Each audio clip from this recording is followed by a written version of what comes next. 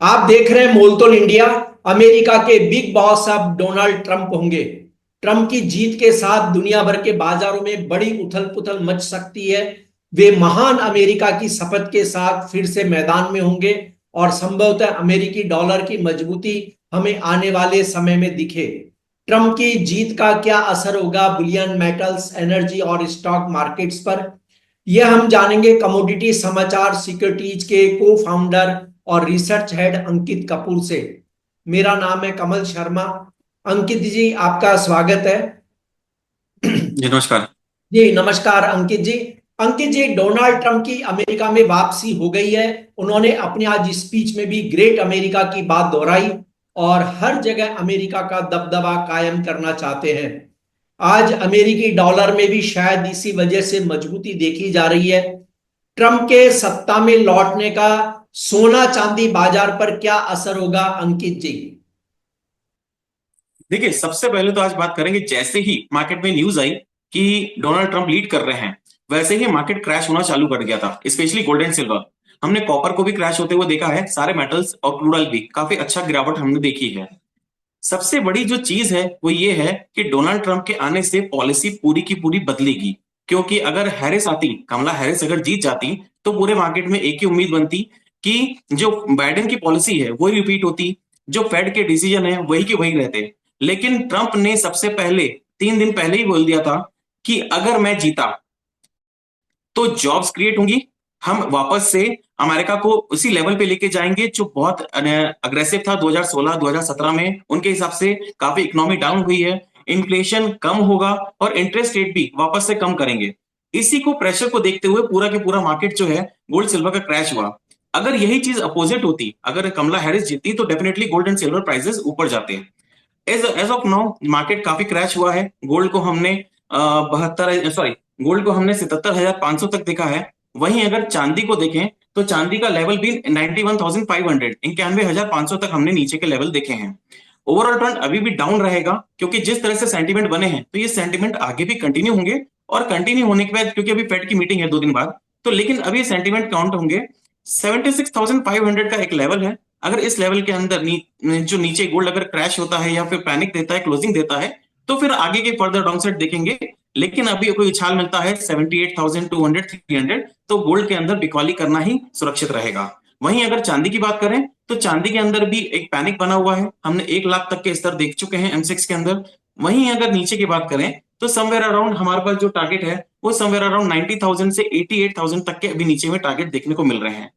तो कोशिश ये रहेगी कि उछाले पे अभी बिकवाली करके ही चलें। अगर वहीं हम बात करें कॉमेक्स में, तो कॉमेक्स में चांदी को सबसे अच्छे जो लेवल हैं खरीदने के, वो 30.80 से 30.50 के आसपास के रहेंगे। लेकिन अभी वहां तक की गिरावट हमें अभी आने को मिलती, मतलब देखने को मिलेगी।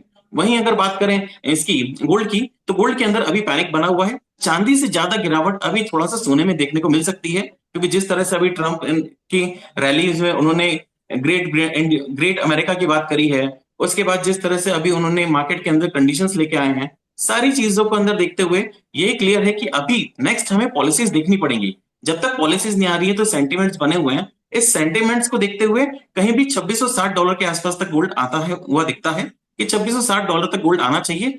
वहां से फिर क्या पॉलिसी बनती है, क्योंकि देखिए ट्रंप ने 2016 में जो करा था, 2016 में जो जीत के आए थे, और 2020 तक जो उन्होंने पॉलिसीज क्रिएट करी थी, वो सारी एक अलग थी। अब उनका क्या रवैया रहेगा वो देखना बहुत जरूरी हो जाएगा मार्केट के अंदर। जी। और अंकित जी, एनर्जी पैक की अगर हम बात करें तो वहां हम आने वाले दिनों में क्या चेंज देख सकते हैं?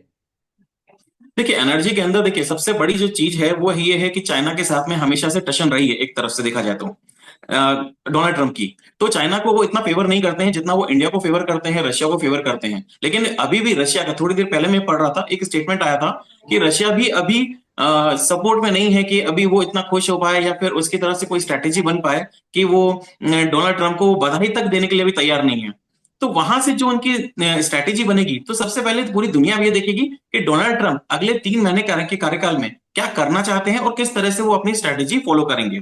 तो ये अभी जो सेंटिमेंट्स बने केवल एक खुशी के सेंटिमेंट है कि डोनाल्ड ट्रंप जीत गए हैं। इंडिया भी फेवर करता ही था कहीं भी देखें, क्योंकि 2016 में जो जीते थे उसके बाद में हमने हाउडी देखा था।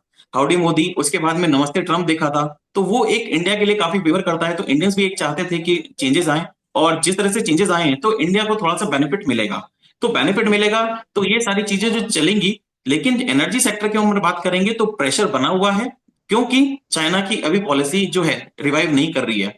चाइना के अंदर अभी मीटिंग्स चल रही हैं, ये मीटिंग्स इस संडे तक खत्म हो जाएंगी। उसके बाद में अगर ये स्टिमुलस पैकेज निकालते हैं तो थोड़ा सा रिवाइव बनेगा। लेकिन अभी ग्लोबली अगर देखा जाए तो क्रूड ऑयल के अंदर स्पेशली अभी डिमांड नहीं है, मेजर डिमांड नहीं है, सप्लाई है। इसी के कारण ओपेक भी बार बार अभी कटौती करता जा रहा है। दिसंबर के अंदर उसने बोला है कि दिसंबर तक कटौती रहेगी, उसके बाद देखते हैं कटौती जारी रहेगी कि नहीं रहेगी। अगर ये कटौती जारी रहती है तो शायद थोड़ा सा इस रेंज में लगेगा, लेकिन अभी क्रूड ऑयल जो रेंज है वो नीचे में 5500 है, और ऊपर में समवेयर अराउंड 6200 से 6300 है, इसी की रेंज में है। इंट्राडे के लिए अगर कोई पैनिक मिलता है तो डेफिनेटली खरीदारी करके काम करना चाहिए। 5500 का लेवल जब तक नहीं टूटेगा तब तक इसके अंदर बड़ी बिकवाली करके काम नहीं करेंगे, तब तक ये रेंज बाउंड है, उसी रेंज बाउंड में ट्रेडिंग करेंगे। जी। और अंकित जी, कि चीन के साथ देखिए ट्रम्प का टकराव बीते कार्यकाल में रहा, और इस बार क्या रुख होगा अभी स्पष्ट कहना बहुत मुश्किल है। हालांकि वे ग्रेट अमेरिका की ही बात करते हैं, लेकिन और चीन का जो है राहत पैकेज आना भी बाकी है, वो किस तरह का आएगा, क्या होगा, अभी बहुत क्लियर नहीं है। आपने खुद ही कहा कि इस चल रही है, लेकिन कुल मिला के बेस मेटल्स मार्केट पे क्या असर होगा इन सब चीजों का? देखिए, सबसे पहले तो जैसे ही डोनाल्ड ट्रंप जीते हैं वैसे ही सबसे बड़ा इंपैक्ट किस पे पड़ा? बेस मेटल पे। आज सुबह सुबह ही 2% नेगेटिव खुले थे, क्योंकि सबको पता है कि जैसे चीन के साथ में अमेरिका का, स्पेशली डोनाल्ड ट्रंप का काफी टशन रहा है, टैरिफ्स बहुत ज्यादा बढ़ाए गए हैं। और बेस मेटल अगर देखा जाए तो 40% कंजम्पशन सिर्फ बेस मेटल का जो है वो चाइना करता है। तो जी सबसे बड़ा जो पैनिक देखने को मिला है वो हमें कॉपर के अंदर ही देखने को मिला है। ओवरऑल ट्रेंड जब अगर देखिए स्टिमुलस पैकेज निकालते भी हैं तो थोड़ा सा अपसाइड मिल सकता है, लेकिन इस समय कॉपर भी एक रेंज में ही है। 820 810 तक के अभी नीचे के लेवल्स हमको देखने को मिल सकते हैं, थोड़ा टाइम लगेगा। लेकिन जिस तरह से ट्रंप की जीत हुई है वहां से वैसे ही चाइना के साथ में जो टशन है वो वापस से एक बार मार्केट सेंटिमेंट्स ने क्रिएट करी है, और बेस मेटल प्राइसेस को काफी नीचे हमने आज देखा है। तो 2% के ऊपर अभी टूट चुके हैं और अभी भी गिरावट जारी है। जी। और अब बात कर ली जाए अब शेयर बाजार की, तो भारतीय शेयर बाजार ने आज फिर से अच्छी बढ़त बनाई, और ट्रंप का टकराव चीन से होता है तो क्या निवेश का लाभ भारतीय शेयर बाजार को मिलेगा? आप भारतीय शेयर बाजार का अब कैसा भविष्य देखते हैं? देखिए, जैसे हुआ है तो ग्लोबल मार्केट्स ने बहुत अच्छी तेजी दिखाई है। चाहे हम यूएस का देखें चाहे इंडियन मार्केट देखें, आज काफी अच्छा रिवाइव करा हुआ है। देखिए, भविष्य की बात कर रहे हैं तो सबसे पहले तो चाइना के साथ में टकराव अमेरिका का हमको पिछले 4 से 5 साल में देखने को मिला है। इंडिया की अब रणनीति क्या रहेगी वो बहुत जरूरी है कि इस अपॉर्चुनिटी को कैसे ग्रैब करते हैं। क्योंकि देखिए, चाइना के साथ में टकराव सबको पता चल रहा है। चाइना में इकोनॉमी जो है वो ऑलरेडी, चाइना का भी टचन कहीं ना कहीं हमको मार्केट में देखने को मिलता है। उसकी जो पॉलिसीज चल रही हैं अमेरिका को लेके वो भी हमको देखने को मिलती हैं। लेकिन यस, उनका अगर वहां पे कहीं ना कहीं उनको प्रॉब्लम्स अगर आती हैं तो डोनाल्ड ट्रंप बेनिफिट करने के लिए तैयार हैं। लेकिन चाइना ऑलरेडी बहुत बड़ी इकोनॉमी है, हमको ये समझना पड़ेगा। बीइंग एन इंडियन हमको भी ये समझना पड़ेगा, बहुत बड़ी इकोनॉमी है, तो हमको डोर्स ओपन करने पड़ेंगे। जैसे कि बात करें, डोनाल्ड ट्रंप ने पिछली बार भी थोड़े दिन पहले ही कहा था कि इंडिया के टैरिफ्स बहुत ज्यादा हैं, तो इंडिया को भी अगर अपना दिल खोल के टैरिफ्स को थोड़ा कम करना पड़ेगा। और यहाँ पे अगर इन्वेस्टमेंट्स को लेके आना है तो यहाँ पे इन्वेस्टमेंट्स लेके आने का तरीका ये होगा कि टैरिफ्स को कम करके इन्वेस्टमेंट अपॉर्चुनिटीज बढ़ानी पड़ेंगी। वहीं अगर बात करें चाइना की, तो चाइना के अंदर जो स्लगिशनेस काफी टाइम से हम देख रहे हैं, वहां पे अभी देखा जाए तो इन्वेस्टमेंट हुआ है। लेकिन देखना पड़ेगा कि डीआईएस का किस तरह से हमारे पास स्वरूप होता है, कैसे किस तरह से निवेश आता है, वो निवेश हमको देखना बेटर रहेगा। लेकिन यस, इससे बेनिफिट जरूर मिलेगा। ट्रंप के जीतने से पॉलिसीज क्या रहती हैं वो देखना जरूरी है, लेकिन बेनिफिट मिलेगा। जी। और अंकित जी, ट्रंप की वापसी से भारत के किन किन सेक्टरों को लाभ हो सकता है, जहां एक निवेशक शेयर बाजार में उस सेक्टर की कंपनियों में निवेश कर सकता है? कौन से ऐसे सेक्टर होंगे जो ज्यादा लाभ देंगे हमें? देखिए, सबसे पहले तो आज जैसे ही हुआ तो टेक्नोलॉजी शेयर्स जितने भी हैं वो बहुत अच्छा मूवमेंट दिए हैं। तो निवेश से सबसे पहले तो ये है, डोर्स ओपन हुए हैं, आगे जॉब्स भी बहुत ज्यादा क्रिएट होंगी, इंडिया को भी बेनिफिट मिलेगा जॉब्स क्रिएशन में। क्योंकि जितने भी कंपनीज थी उन्होंने अभी जॉब्स हायरिंग रोक रखी थी। हायरिंग रोकने का सबसे बड़ा रीजन था कि इलेक्शन को सबको देखना था कौन जीतता है, उसके बाद क्या पॉलिसीज आती हैं। तो यहाँ पे सबसे बेनिफिट जो मिला है, आप अगर समझेंगे कि सबसे बेनिफिट जो मिला है वो टेक्नोलॉजी स्टॉक्स को मिलेगा। क्यों? क्योंकि यहाँ पे जो आउटसोर्सिंग का काम है वो बहुत अच्छी तरह से होता है, तो आउटसोर्सिंग का जो काम है उसकी वजह से यहाँ पे बेनिफिट मिलेगा। सेकंड सबसे बड़ा जो बेनिफिट मिलेगा वो सोलर इंडस्ट्रीज को मिलेगा। सोलर इंडस्ट्रीज के ऊपर इंडिया बहुत अच्छे से वर्कआउट कर रहा है। प्रधानमंत्री नरेंद्र मोदी जी, सॉरी, प्रधानमंत्री नरेंद्र मोदी जी का काफी इसमें वो रहा है, योगदान रहा है। उन्होंने सोलर को बढ़ाया है। अमेरिका का भी ग्रीन एनर्जी और सोलर को लेके काफी बेनिफिट है। तो सोलर स्टॉक्स और टेक्नोलॉजी स्टॉक्स इसके अंदर काफी ध्यान रखना चाहिए। इसी के साथ साथ बैंकिंग स्टॉक्स पे भी है, जहां पे एचडीएफसी बैंक है उसके अंदर बिल्कुल ध्यान रखना चाहिए। एचडीएफसी बैंक के अंदर रिवाइवल देखने को मिल रहा है और आने वाले समय में एक अच्छा निवेश हो सकता है। जी।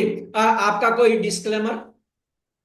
डिस्क्लेमर देखिए, हमारी कोई भी पोजीशन नहीं है इस मार्केट में, ना हम लोग कमोडिटीज मार्केट में किसी भी तरह से या इक्विटी मार्केट में किसी भी तरह का निवेश नहीं है। और अगर कोई भी रिकमेंडेशन दिया है तो उसको प्लीज स्टॉप लॉस के साथ में ट्रेड करिए। आप दर्शकों को कैसा लगा ये कार्यक्रम कमेंट जरूर करें, और हम यह भी बता दें कि अंकित कपूर जी का ये पहला प्रोग्राम है मोलतोल इंडिया पर, और वे आगे भी हमसे जुड़े रहेंगे और मार्केट्स पर अपनी राय, अपनी जानकारियां देते रहेंगे। शुक्रिया अंकित जी, आपका बहुत बहुत धन्यवाद। धन्यवाद।